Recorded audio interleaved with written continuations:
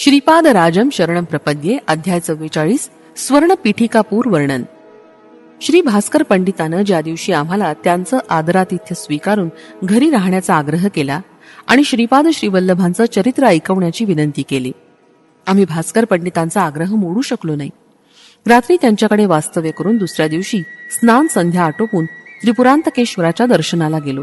तिथं श्रीपाद श्रीवल्लभांच्या अत्यंत रसपूर्ण अशा चरित्राचं विवेचन झालं.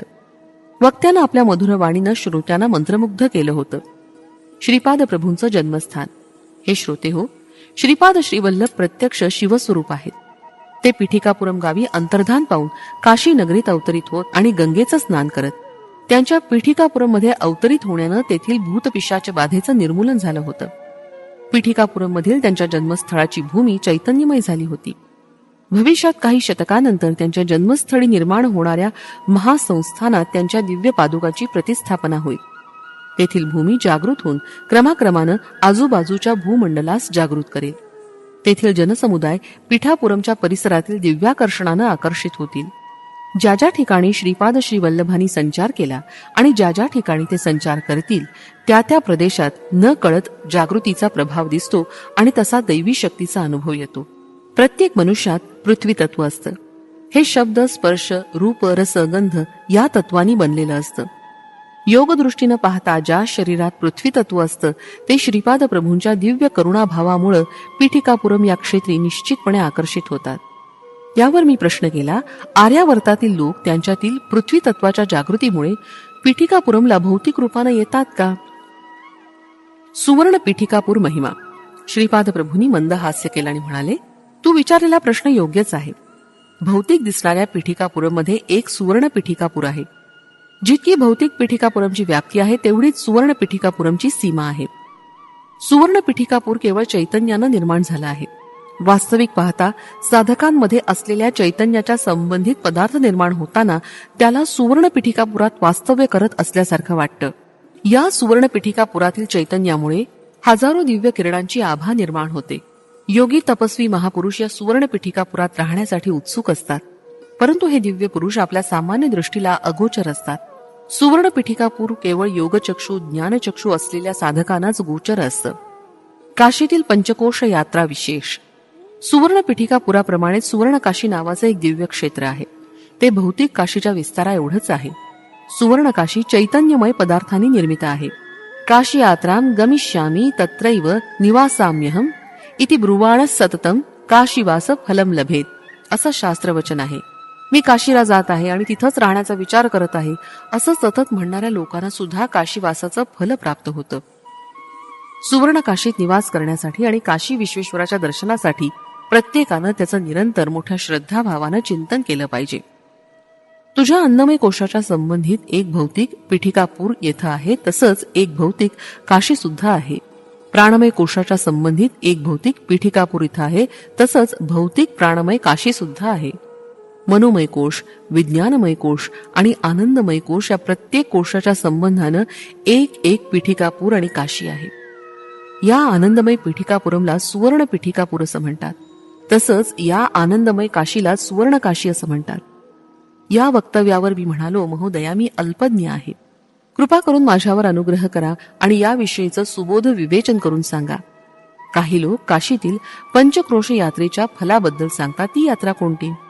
माझ्या प्रश्नाचं समाधान करण्यासाठी श्री भास्कर पंडित म्हणाले, बाळा, पंचक्रोश यात्रा म्हणजे भौतिक यात्रा असते.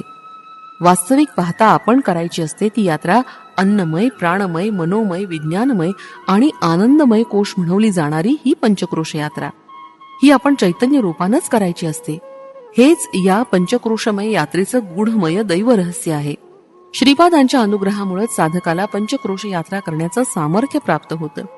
त्यामुळेच पंचभूतांशी संबंधित पंचमहायज्ञ श्रीपाद प्रभूंच्या योगशक्तीनं सिद्ध होतात. या पंचमहायज्ञांचं प्रतीक म्हणून कुरुगड्डीजवळ पंचदेव पहाड सुशोभित केला आहे. दैव रहस्याचं अनुष्ठान ज्यांनी केलं, ज्यांची योगदृष्टी आहे, अशा साधकालाच हे सर्व आकलन होतं. इतर सर्व सामान्य मानवांना याबद्दल काहीच बोध होत नाही. श्रीपाद प्रभूंनी काशीत गंगा स्नान केलं तेव्हा गंगा माता प्रत्यक्ष प्रकट झाली आणि तिनं श्रीपाद प्रभूंना रोज गंगा स्नान करण्याची प्रार्थना केली. त्यावेळी श्रीपादांनी मी दररोज गंगेत स्नान करीन असा वर दिला. त्यामुळं गंगा मातेचं चैतन्य सुद्धा पंचक्रोशात सामावलेलं आहे. तसंच गंगा मातेचं वास्तव्य पंचक्रोशात आहे. यावर मी म्हणालो, महाराज, गंगा माता जलस्वरूप असते ना, मग ती पंचकोशात कशी असेल, मला हे समजत नाही. यावर हसून भास्कर पंडित म्हणाले, बाळा, देवता या मंत्र स्वरूप असतात, त्या भौतिक स्वरूपात नसतात. मंत्र स्वरूप म्हणजे शब्द ब्रह्माचं शक्तिरूप होय. गंगा माता ही शक्ती देवता आहे, चैतन्य स्वरूप असलेली ही देवता असा याचा अर्थ आहे. ही भौतिक स्वरूपातील गंगा नदी ही तादात्म्य स्थितीतील अभिमान देवता आणि चैतन्य स्वरूपातील देवता आहे. त्याचप्रमाणे सूर्य देवता म्हणजे चैतन्य स्वरूप, जे सृष्टीत दिसतात ते सूर्य खगोलात तादात्म्य स्थितीतील चैतन्य रूप देवता असतात. हे धर्मसूक्ष्म गूढ असलेलं दिव्य रहस्य तुला आता चांगलं समजलं असेल. प्रत्येक मानवात जलतत्व असतं. त्याच्या शुद्धीकरणासाठी जलयज्ञ करण्याचा संकल्प करतात. त्यासाठी ते दररोज काशीतील गंगा स्नानास जातात. या योग प्रक्रियेमुळे भौतिक रूपात असलेल्या जलवासनेला पवित्रता येते. पवित्र अशा नद्या आपल्या अतिपवित्र जलांनी मानवांचं मालिन्य दूर करून त्यांना पवित्रता प्रदान करतात. गंगा, गोदावरी यासारख्या महानद्या पापी मानवांनी केलेल्या त्यांच्यातील स्नानानं अपवित्र होतात. या नद्यांमध्ये जेव्हा चैतन्य स्वरूप महापुरुष आणि पुण्यात्मे स्नान करतात तेव्हा या महानद्या पूर्ववत पवित्र होतात. जलयज्ञ करण्याचा अर्थ म्हणजे जीवराशींच्या शरीरात जलस्वरूप आणि जलतत्वांचं शुद्धीकरण असतं. श्रीपाद श्रीवल्लभ सार्वभौम आहेत. केवळ एका आदेशानं कोट्यानी कोटी ब्रह्मांडाची रचना, रक्षण आणि विलय करणारे असे महान त्रिमूर्ती स्वरूप दत्तप्रभूच आहेत. त्रेतायुगात भारद्वाज मुनींना दिलेल्या वचनानुसार भारद्वाज गोत्रातील सावित्री काठक महायज्ञ केलेल्या पुण्यस्थळी म्हणजेच पिठिकापुरम या गावी श्रीपाद प्रभूंनी अवतार घेतला. त्यांच्या अवताराचं प्रयोजन महायोग्यांना, महासिद्धांना, महापुरुषांना अनुग्रहित करून त्यांच्या करवी धर्माचा उद्धार करायचा आहे. त्यांनी या अवतारानंतर नरसिंह सरस्वती नामरूपानं अवतार घेणार असल्याचं सांगितलं. या दिव्य वचनावर जे कोणी अविश्वास दाखवतील त्यांना आणि श्रीपाद प्रभूंच्या अवताराची जे अवहेलना करतील त्यांना पिशाच योनी प्राप्त होईल. ते बलहीन आणि अत्यंत हीन दीन अवस्थेत प्राप्त होऊन नरक यातना भोगतील. अशा पापी व्यक्तींना गाणगापूर इथं श्री नृसिंह सरस्वती स्वामींच्या अवतारात विमुक्ती मिळेल असं श्रीपादांनी सांगितलं आहे. तो लिहित असलेला श्रीपाद श्रीवल्लभ यांचा चरित्रामृत ग्रंथ अक्षरशः अक्षरसत्य ग्रंथ आहे. हा ग्रंथ सर्व भाषांमध्ये अनुवादिला जाईल. या महान ग्रंथाचं कोणत्याही भाषेत पारायण केलं असता त्याचं विशिष्ट फळ प्रत्येकालाच मिळेल. याचं भाषांतर करणाऱ्याची योग्यता असणाऱ्यांची निवड ते स्वतःच करतील. या ग्रंथाचा अनुवाद करणारे आणि अनुवाद करण्यास सहाय्य करणारे संबंधित यांच्यावरही महाराजांची विशेष कृपा होईल. हा ग्रंथ पुण्य मंदिरात ठेवून त्यांची पूजा केल्यास त्यांना कृपालाभ होईल. या ग्रंथ पारायणानं कलियुगात सर्व शुभ गोष्टी घडतील असं महाप्रभू म्हणाले. तुझं हे ग्रंथलेखनाचं काम श्रीचरण तुझ्याकडून पूर्ण करून घेतील. त्यावर मी म्हणालो, महाराज, तुम्ही सांगितलेलं सर्व योग्यच आहे, पण मी पंडित मुळीच नाही. शिवाय वेदांताचे ज्ञानाविषयी मी अनभिज्ञ आहे. या अल्पज्ञाकडून आपण केवढं महत्कार्य करून घेत आहात याचं मला आश्चर्य वाटतं आणि आनंदही होतो. यावर भास्कर पंडित म्हणाले, खरं तर असं दत्तविधानच आहे की निषिद्ध पदार्थांना रोग बळावतात, परंतु आश्चर्य असं की अद्भुत अशी महत्कार्य काही न येणाऱ्या सामान्य व्यक्तीकडून करून घेण्याचा श्रीपाद प्रभूंचा नित्य विनोदी स्वभाव आहे. हे त्यांच्या दिव्य शक्तीचंच निदर्शन आहे. एके दिवशी एक संन्यासी पिठिकापुरम मधील कुक्कुटेश्वर मंदिरात आले. त्यावेळी श्रीपाद श्रीवल्लभ बाल अवस्थेत होते. श्री नरसिंह वर्मा महाशय आणि श्री व्यंकटप्पय्या श्रेष्ठी महाशय बालक श्रीपाद श्रीवल्लभांना घेऊन घोडागाडीतून कुक्कुटेश्वराच्या मंदिरात आले. त्यावेळी ते संन्यासी स्वयंभू दत्त मंदिरात ध्यान अवस्थेत बसले होते. त्यांना पाहून श्रीपाद श्रेष्ठींना म्हणाले, या साधूला मंदिरात काय येऊ दिलं? नरसिंह वर्मा श्रीपादांना हलकेच म्हणाले, अरे बाळा, ते संन्यासी आहेत, त्यांना राग आल्यास आपणास ते शाप देतील. श्रीपाद म्हणाले, म्हणजे यांना राग सुद्धा येतो? तर मासे पकडून ज्यांच्या जवळ माशांचा वास येतो त्यांना का संन्यासी म्हणावं? तितक्यात त्या संन्याशानं डोळे उघडले. त्यांच्या जवळ माशांचा वास येत होता. ते त्या संन्याशांना समजलं. ते खरेखुरे संन्यासी होते. त्यांनी श्रीपादांकडे पाहिलं. त्यांना मत्स्य अवतारातील श्री विष्णूंची आठवण झाली. तेव्हा श्रीपाद म्हणाले, तुमच्या कमंडलूत सुद्धा छोटे छोटे मासे आहेत, तुम्हीच पहा. संन्याशावर विशेष अनुग्रह. संन्याशाला कमंडलूत मासे पाहून खूप आश्चर्य वाटलं. श्रीपाद त्या संन्याशाकडे तीव्र नजरेनं पाहत होते. तितक्यात ते संन्यासी अंतर्मुख झाले. त्यांना योगदृष्टी प्राप्त होऊन त्यांच्या शरीरातील रक्तनलिकेतील विभिन्न द्रवातील लहान लहान थेंब मत्स्याकार असल्याचं त्यांना जाणवलं. ते थेंब विविध प्रकारच्या अनुभूतीचं प्रदर्शन करत होते.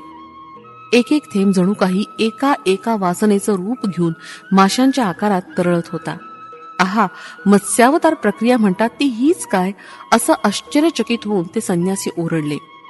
या सूक्ष्म थेंबाविषयी ज्ञान प्राप्त झाल्यास प्रपंचातील सर्व वासनांवर नियंत्रण ठेवता येणं शक्य असल्याचं त्या संन्याशाला कळालं. संन्यासी बहिर्मुख झाले. त्यांनी मंद हास्य करीत श्रीपादांच्या मुखाकडे मोठ्या श्रद्धाभावानं पाहिलं. श्रीपादांनी सुद्धा मंद हास्य करत त्यांच्याकडे पाहिलं. संन्यासी श्रीपादांच्या चरणकमलावर नतमस्तक झाले. श्रीपादांनी मोठ्या प्रेमभरानं आपला हात त्या संन्याशाच्या मस्तकावर ठेवून त्यांच्यावर अनुग्रह केला. त्या स्पर्शानं त्या संन्याशाच्या शरीरातील माशाचा वास लुप्त झाला आणि त्या जागी दैवी सुगंध येऊ लागला. त्यावेळी त्या संन्याशास पराशर मुनींनी आपल्या कृपादृष्टीनं मत्स्यगंधीच्या शरीरास येणारा माशांचा दुर्गंध नष्ट करून त्या ठिकाणी सुगंध प्रस्थापित केल्याच्या घटनेची स्मृती झाली. याचप्रमाणे पतिव्रता मातलीच्या शरीरातून सुगंध येत असे म्हणून तिला सुवासिनी असं म्हणत. ज्याप्रमाणे शरीरातील अनुभूती सुवासात परिवर्तित होतात त्याप्रमाणे भौतिक शरीरात सुद्धा बदल होऊन सुवासाची अनुभूती येते, असा श्रीपाद प्रभूंनी त्या संन्याशाला मौदबोध केला.